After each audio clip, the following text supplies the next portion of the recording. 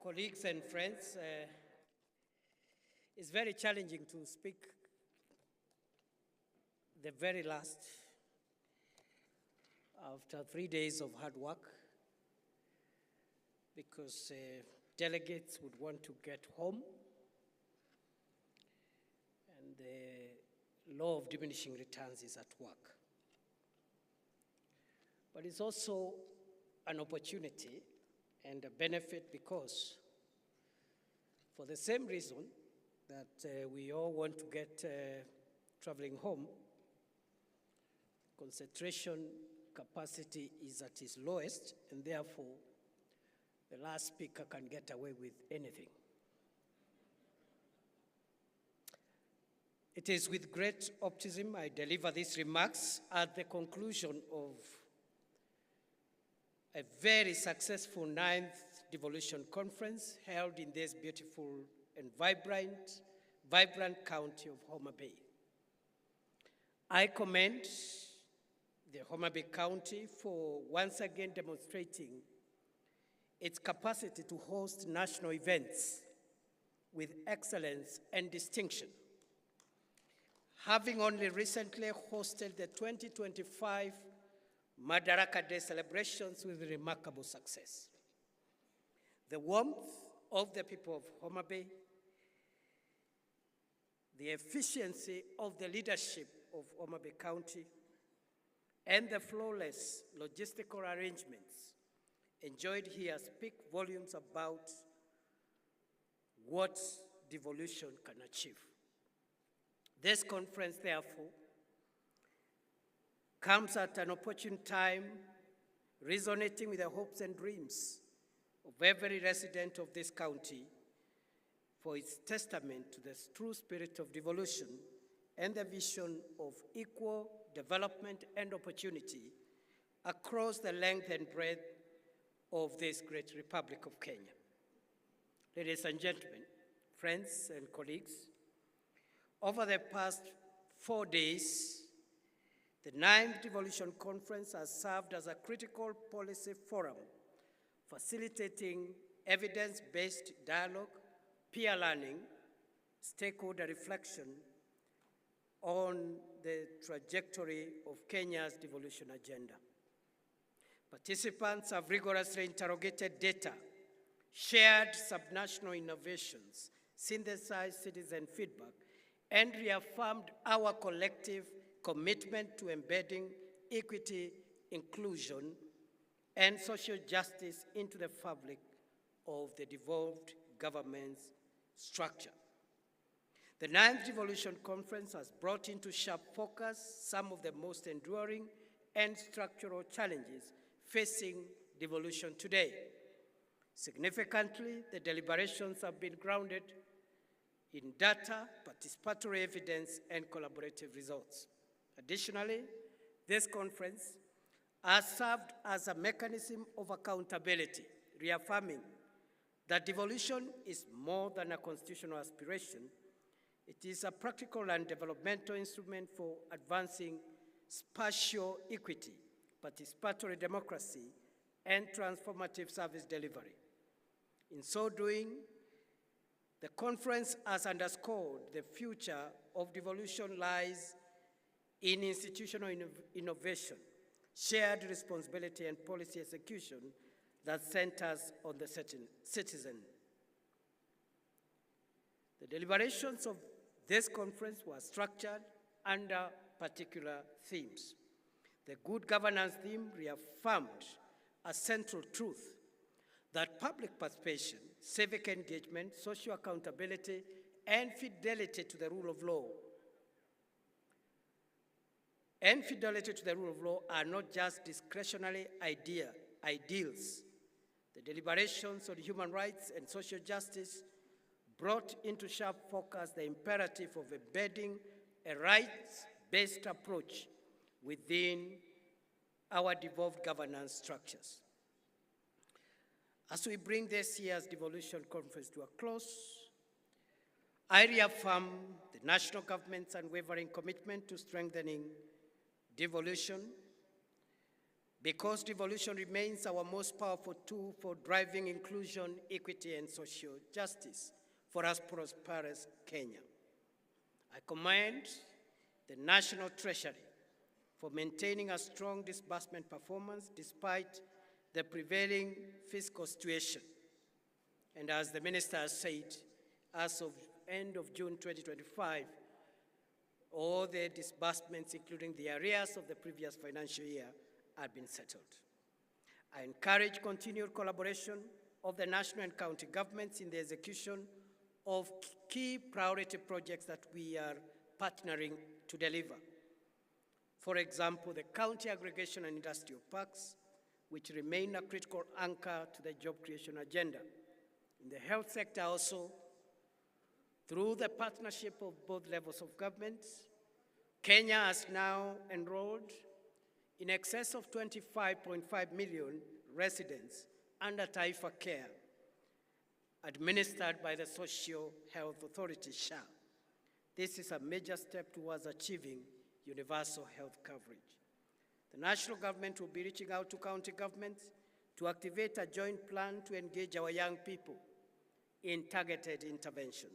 The young people of Kenya have expressed their reservations with the government's speed and efficiency in executing the agenda for job and income opportunity creation. Tied to these reservations are concerns relating to integrity and transparency and accountability. There is need, therefore, for greater level of engagement with our young people, and I commend this conference for starting the conversations with and involving the young people. And I hope this will be a culture in our country so that going forward we can have regular sessions of engagement across generations, across gender, across other divisions to build a stronger country. Going forward, the youth will play a very important role in Kenya's social transformation. And therefore, we hold them dearly as part of our endeavor to create national solutions for the problems facing our society today.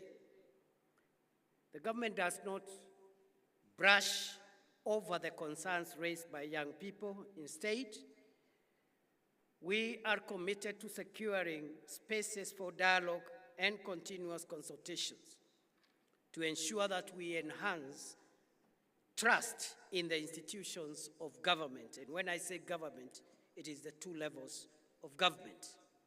This we must do in concert, not in confrontation. Distinguished guests, fellow leaders, friends of devolution, fellow countrymen and friends, allow me to end my remarks by just off the cuff saying that in summary, the things that will underpin our progress as a nation going forward into the 21st century, in my view, the place of young people, the youth of the nation and the youth of this continent will be critical in underwriting and defining our common future. So as we even center devolution on the people and on the citizen, the young person, the youth, for various advantages that they hold against other generations, they will play a very important part in defining our common future.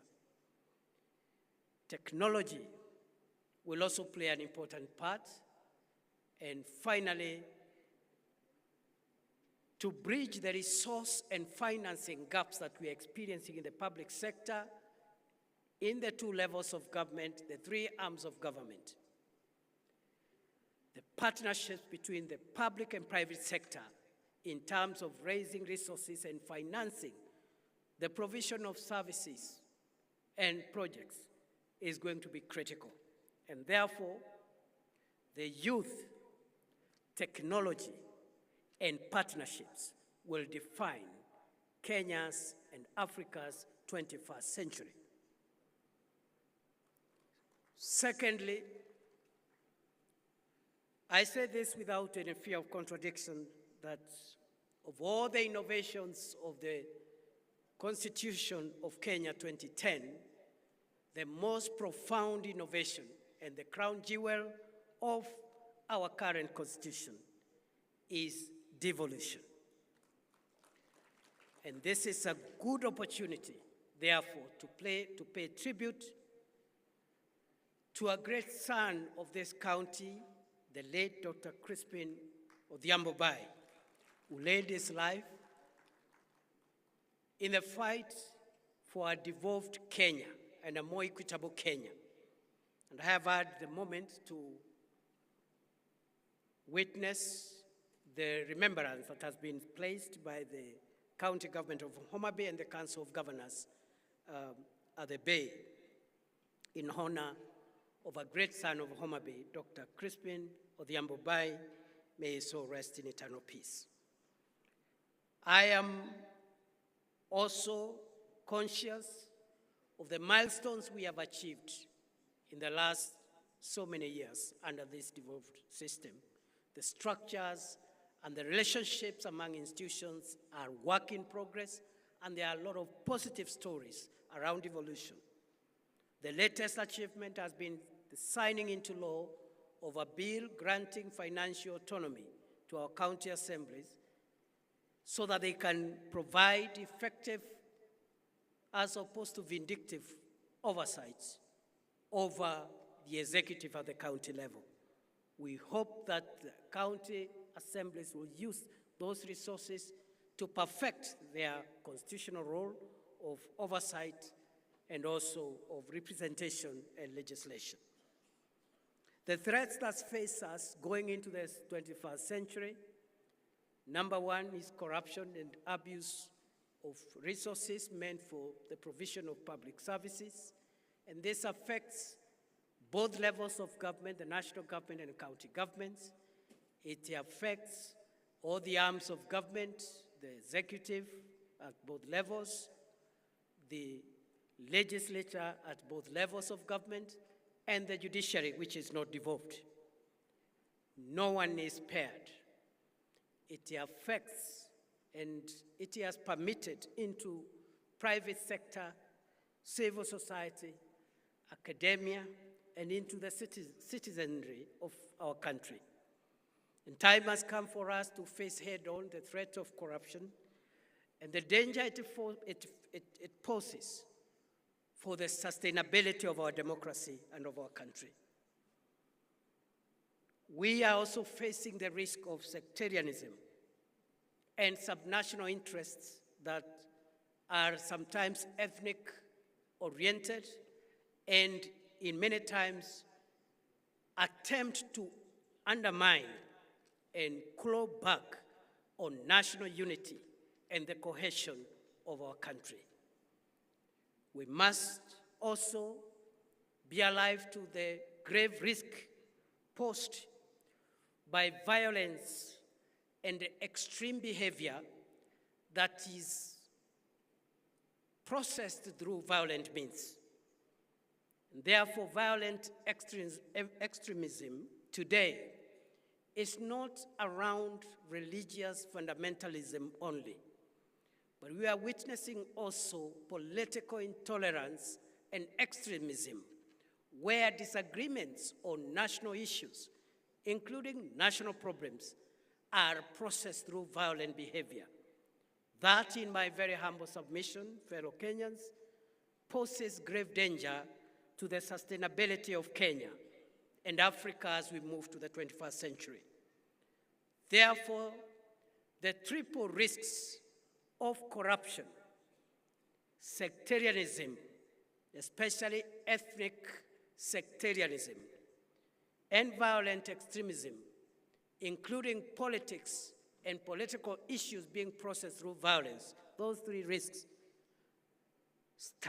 stand on the way to our prosperity as we look into the 21st century. But as I have said, good people, We have the benefits, the advantage, the resources, and the logistics of a huge and educated young population, a hub for technology and innovation in our country, and the growing harmonization of the resources across public and private sector to produce enough resources to deliver services.